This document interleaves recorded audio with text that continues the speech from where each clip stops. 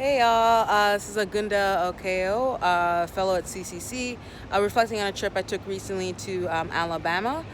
So I had the opportunity to go to Tuskegee, Alabama, and then I went to Montgomery. Tuskegee was amazing because I was able to see, Booker T. Washington's university and the scale of it, the celebration of blackness, black culture, black self-determination, this amazing kind of statues and just kind of time capsules everywhere. And when I went to Montgomery, I was able to go through another kind of time capsule, particularly because I went to Bryan Stevenson and the Equal Justice Initiative's Lynching Memorial. And the Lynching Memorial is really powerful, certainly because of a profound history that's reflecting a lot of erased people who have now been named. The memorial, essentially, when you walk into the space, is kind of a winding path. There are placards that show you different signs that give some history and context of America's history to chattel slavery, the transatlantic slave trade, and what have you, the slave trade that was here in the Caribbean and in North America, and the modern period that kind of gave rise to massive numbers of unaccounted for murders of black people during this period of lynching, particularly looking at the period of post-Civil War into the 1950s or so, but certainly throughout all of American history. And what will really strike you when you enter the space, aside from the contrast of the aesthetic beauty of the space and the unbelievable horror of what is acknowledged and recognized in this memorial, which is the mass murder of many, many, many black people. They did a tremendous amount of research in order to open up the memorial. They corroborated 2 sources for each name that's named. If you could be named, you were named. And unfortunately, there's a lot of people who are unnamed, but they know that the lynching happened, so they were able to at least commemorate that somebody passed, somebody died on this date, or this time in this county and what have you.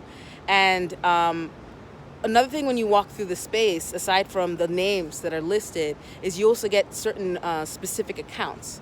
And one account that really sticks in my mind is the case of Mary Turner, who was a black woman whose husband was lynched. She complained about it, as anyone would, as I would, and was murdered. And she and her unborn child died because she wanted to speak up and hear about why her husband was taken from her. And she herself lost her life, and her child lost her life. And to think that this is a part of modern American history, this is not thousands of years ago. This is maybe 200 years ago, or 100, not even 200, more like 130 years ago, is really powerful. And also to think about it even relative to what's happened with Jamel Hill, who recently we know left ESPN, but had spoken up calling the president a racist. And because she said something that we now would almost find laughable to say, considering all the revelations that have come out about this administration, she was punished for just speaking truth to power. And then you can think about Maxine Waters, who's another black woman who speaks truth to power and is often criticized for just saying things very plainly, sometimes by her own party, but she certainly gets a lot of abuse and even death threats from conservatives and right-wing folks who believe they have access and a right to attack a black woman. And we know that when black women speak up, like, say, Ida B. Wells, who's the one who we know through her journalism and her work as a anti-lynching advocate, was able to give us some understanding of the scale of lynchings, particularly in the early 1900s when she was doing a lot of her work.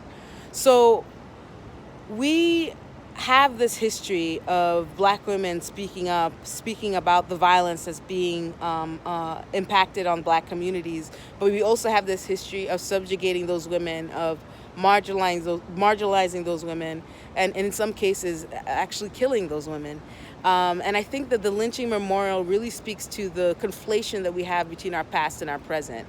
And in a symbolic way, I think that the way that it's constructed, because you really have to walk through it, it really shows that the only way we can really deal with our past and address the modern manifestations of our past is by walking through these stories, is by walking through this history and really acknowledging it and reflecting on it and taking it with us as we try to envision a better tomorrow.